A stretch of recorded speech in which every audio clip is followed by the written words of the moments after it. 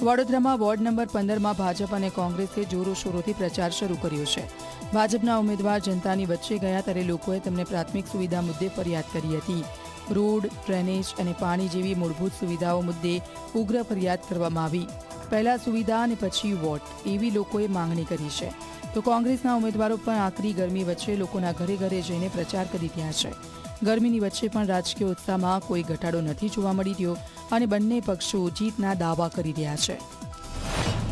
કામો કર્યા છે, લોકો પરિચિત છે અને ફરીથી અમને ઉમેદવારી કરવાની જ્યારે તક આપી છે પાર્ટીએ, તો મને વિશ્વાસ છે કે જે લોકોના પ્રશ્નો છે કે પાણી છે, મૂળભૂત જરૂરિયાત છે કે પાણીનો પ્રશ્ન છે જ અત્યારે, ને અમે ફરી રહ્યા છે વિસ્તારમાં, એટલે અમને એ લોકો પણ અમને જાણ કરે છે કે બેન પાણીનું પ્રેશર નથી, તો અમે એ પણ એમનું ધ્યાન પર લીધું છે અને બને તો અમે અત્યારે પણ અમે અમારા જે સંપર્કમાં છે અધિકારીને પણ અમે જાણ કરી છે કે ભાઈ પાણીનું પ્રેશર તમે આપો। નિર્ણય લઈ ચૂક્યા છે કે અમે આવનાર દિવસમાં અમારી આ કોંગ્રેસ પાર્ટીની પેનલને જંગી બહુમતીથી જીતાડીશું। આપ જુઓ કે તમામ નાગરિકો, તમામ સોસાયટીના આગેવાનો અમારી સાથે આજે 42 ડિગ્રી ગરમી હોવા છતાં આગેવાનો, કાર્યકર્તાઓ મોટી સંખ્યામાં ઘેર ઘેર ફરી રહ્યા છે અને લોકો પણ અમને આવકારી રહ્યા છે।